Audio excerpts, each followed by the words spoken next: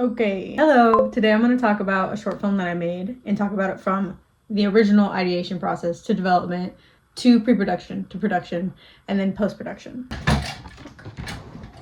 I don't have a nice... We're working with what we have because we're not going to be spending any money on this right now until we're making money, okay? Can you hear me? Can you see me? That's all that matters, right? Happy Wednesday. Happy Wednesday. Happy hump day. Hump days don't really have much meaning when you're a freelancer and you haven't worked for 3 weeks. But this is work.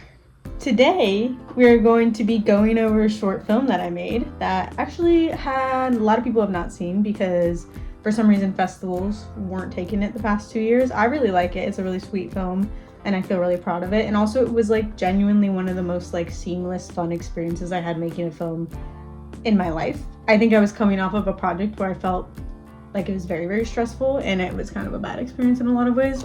So this was like really refreshing making this film and I'm happy to share it with you. The film is called I Felt Like Magic. It's 5 minutes long. We shot it on 35mm film, and then a little bit of 16 in some of the sections. But I wanted to take you through the process of creating a short film from ideation, like finding your collaborators, development, pre-production, production, and then post-production. I'll be showing you some of my timeline as well in the editing process because I did in fact write, direct, edit, and produce this with the help of some other people on the producing end.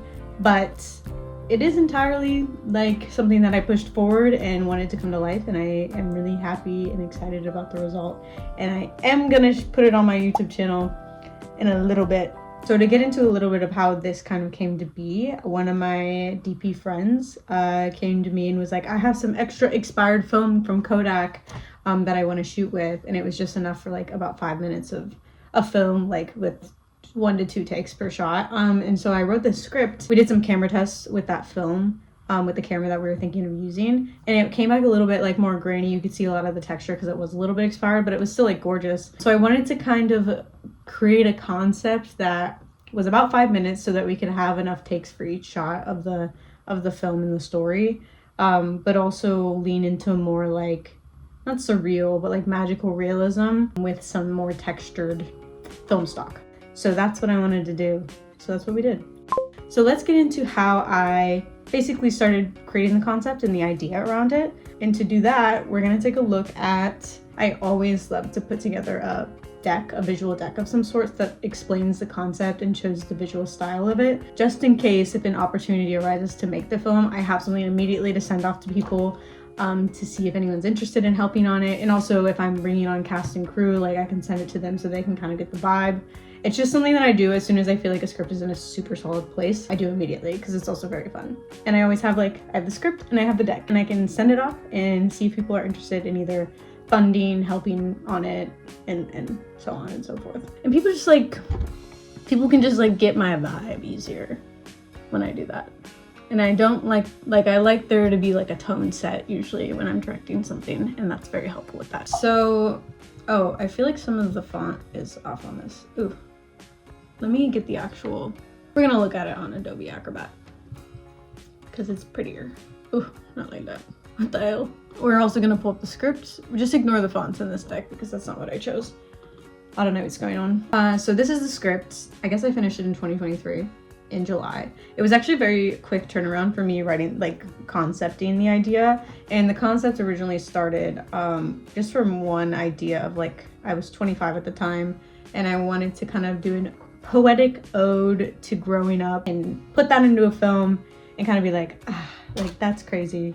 Now the world is kind of beating me down and what am I to do about it? That's the vibe. But we're making films and we're creating art, so it's still fine. We're all good. The thing that initially inspired this entire film was this image in my head where when I was little, I would like stand on the couch and try to jump off and like flap my wings as fast as I could to see if I could float. And I remember like when I was like that young, I truly thought that I could do that for like a few seconds and that was like all real and cool. And I could really do anything that I put my mind to, even if it was like physically impossible. So this is kind of like, this concept is taking those little moments of like feeling like you were in control of like parts of your life, or you could do things that like you literally can't really do, but your mind tells you to, and encapsulating that into this mesmerizing memory that we are taken through by our characters. In terms of the script, like, oh, the pages aren't there.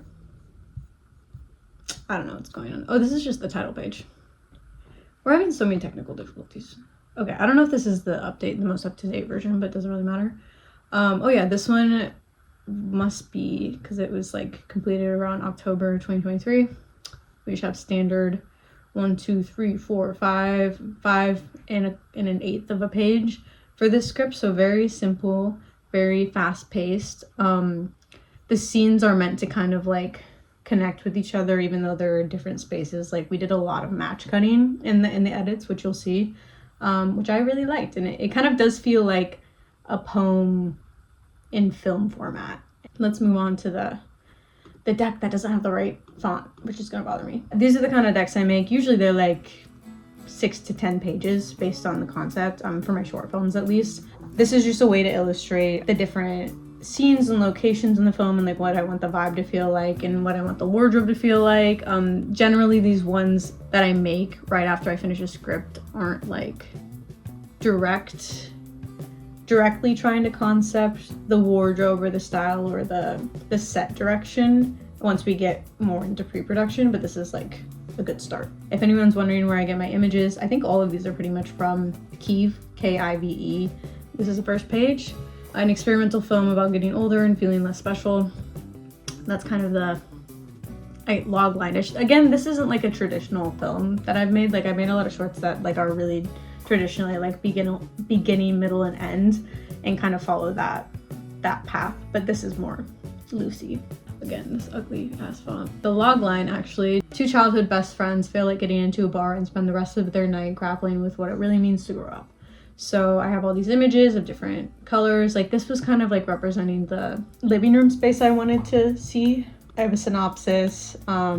It was originally, I was gonna cast a boy and a girl who were best friends. So Cameron was a guy, Elise was a girl, but as you can see in the final casting, we ended up casting 2 girls who are amazing. They just had really good chemistry when they were reading together, so we were like, okay, like why not have 2 girls?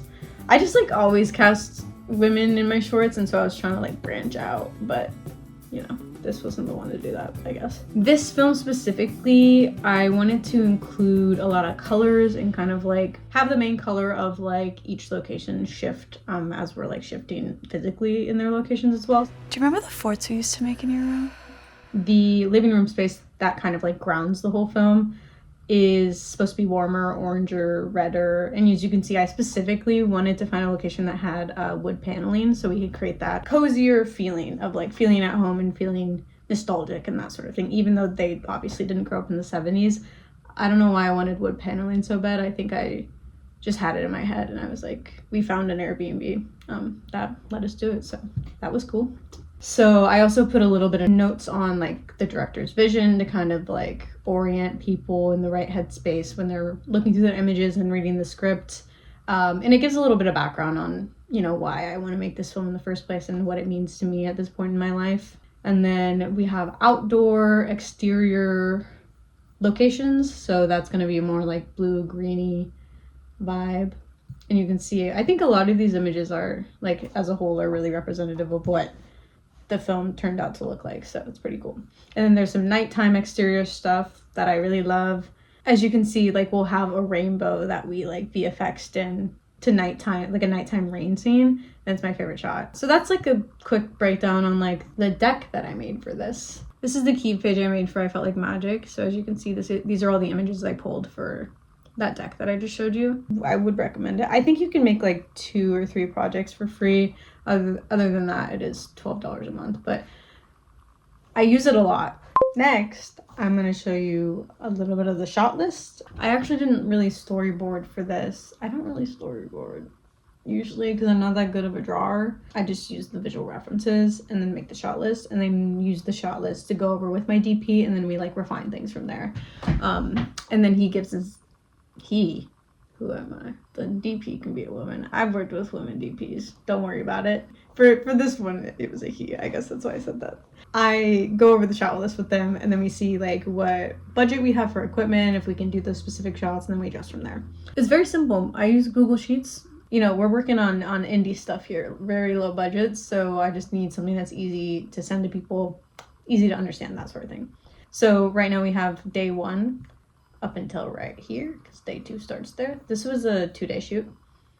We had the first day all in the house location where we shot all the living room that span like throughout the whole film. And then we shot the bedroom scene, the scene where she's on the couch, all that stuff in that space. And then the second day we shot all the outdoor stuff, which was basically the other half of the film. This is in shooting order. So this is actually how we got the shots in order on set.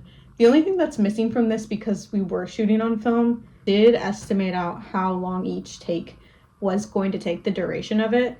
And I had my scripty time each shot, so we knew how much film we were going through and how many takes we could do per shot. Moving on, close up of the ID. Oh, the IDs, I did them. I made them from scratch. I specifically went into Photoshop, and I'm so proud of them because, as you can see, and I had to make extra ones because we had to cut some up, and I was afraid I was going to cut it wrong. We have the lighting changes. I love practical theatrical lighting changes in camera.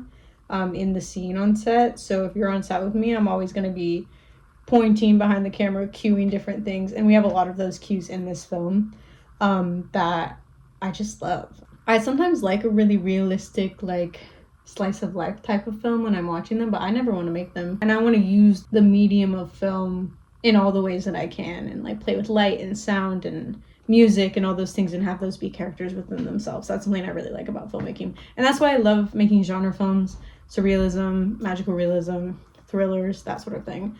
And even though this isn't like a darker theme, like I think this kind of illustrates a lot of the things that I love about filmmaking in general, which is like very fun. Okay, so we ended day 1 with, we had a scene in a bedroom of them under the fort. Also, the production designer on this and our costume person were incredible. I feel like they really did their thing with the outfits and the colors and the rooms and stuff, and I really love it. Day 2 started with the dirt hole scene,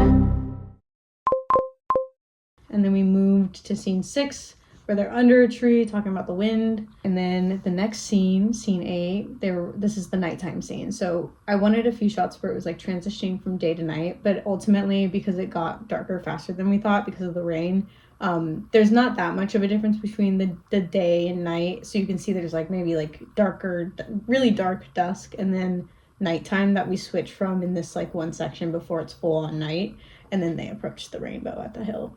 So that's kind of the breakdown of the shot list. Day 1 had 17 shots, and day 2 had 14 shots, which 17 shots is a lot of shots. The casting is different for each thing that I've done, but mainly it's like a combination of reaching out to agencies in your area, and then also kind of just like putting it out there for people to see, and then you obviously have to like narrow down who you want based on headshots, and then I ask for their auditions and then narrow it out from there, and then do actual I've done in-person castings as well, but this one I think we just did video where we did chemistry reads together and went from there.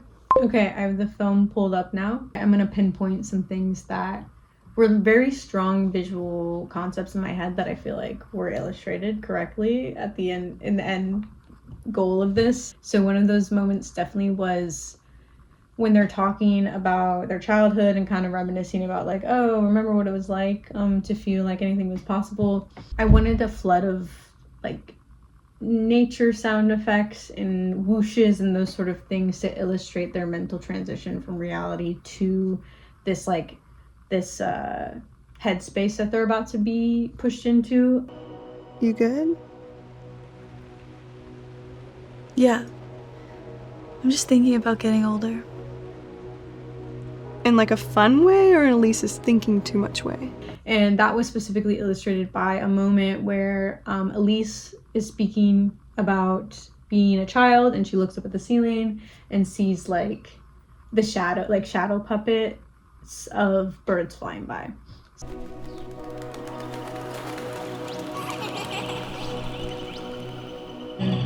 Yeah.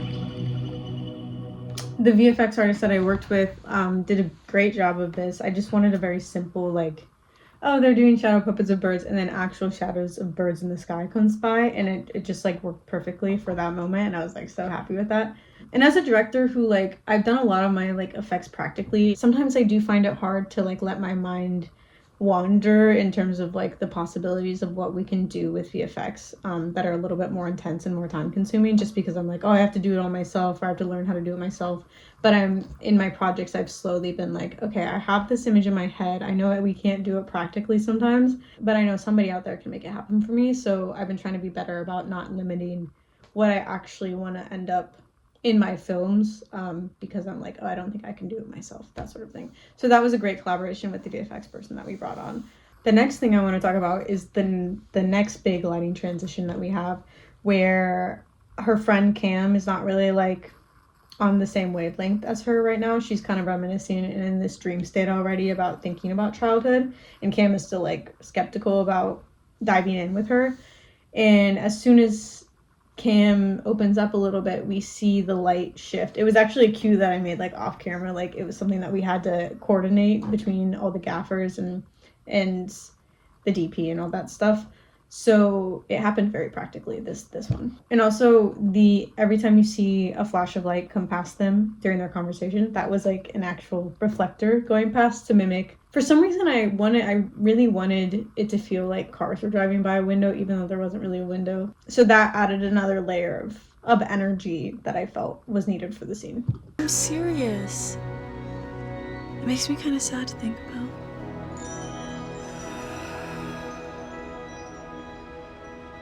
When I was little, I'd stand up on the edge of the couch and spread my arms. In this part where she's talking about standing on the couch and spreading her arms is what I was speaking to originally, was the first visual idea that I had in my head for this film, and that's kind of what was the whole inspiration for it, was that thing that I did when I was little. It's now in this film and represented so beautifully, which is fun. Yeah, the structure of this film is very poetic, and the transitions, we have a match cut here. Do you remember the forts we used to make in your room? Where they're in the mid-sentence, we transition to a different scene, and that was, like, so fun to do. It feels like a very playful way to kind of be pushed into that nostalgic mental state. We did it again with the transition to the outdoor shovel scene. And I got so scared that I buried my phone in the woods behind your house.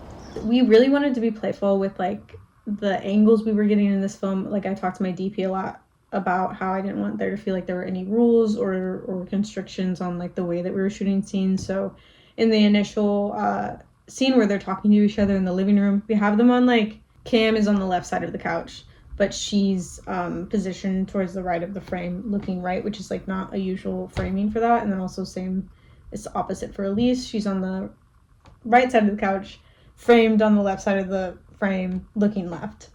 So it feels just a little bit more playful. Then we also have this one shot where they're sitting on a rock. I love, because we wanted to use, like, a really big zoom lens where we could start from really far away and zoom all the way in. And I cued them specifically to start, again, visually. This is me behind the camera, like, because I can't make a sound because that would ruin the take. But as we were zooming on this, I was like, and then they started their line. So those were kind of my favorite moments in the film. I think I do want to show you a little bit of the timeline and what it looks like from original assembly to adding some of the more, like, graphic or the VFX elements in constructing it to be a little bit more tighter and concise, and then, like, the final timeline. So let's do that. So I opened up the project file. I haven't been in here for over a year. And this is apparently the initial assembly that I did for it. So let's see. This is what the actual footage looks like here. So it's like, you have the film scan, kind of cool. And so obviously this is just zoomed in to fit the 16:9 framing. This is what the footage looks like raw. So pretty incredible what we can do with color in the final image. Film is pretty cool. That's the 10 title. But yeah, this is, like, the 2 finished timeline that I had. So obviously it's a lot more cleaned up and has, like, just one main line of footage, and this has, like, temp color on it, I think. So it was, in a way easier and quicker to edit this because we shot it on film, because we had to be way more intentional and about what we were shooting. And ultimately we just ended up doing a lot more rehearsing on set. So before we actually did the large take of the wide, let me see where that is. Yeah, this shot here contains the whole conversation. So we got like 1 or 2 of those for coverage, and then when we went on the close-ups, we were very quick and rehearsed a lot before we actually pressed record on the camera. Turned out pretty good. They did amazing. Like it's a balance as a director, especially since these are younger actors and they've never worked on film before, and they try not to like let them feel the stress of, oh my god, like we only have 1 or 2 takes, so I might fuck it up or whatever. Just like creating a calmness on set for everyone, the crew included. Well, didn't we go on a journey with all of that? This is kind of me diving into like doing a larger form breakdown of one of my pieces of work, but I would love to see what was helpful and what was interesting or not interesting to everyone so that I can make it better next time. Have a good day.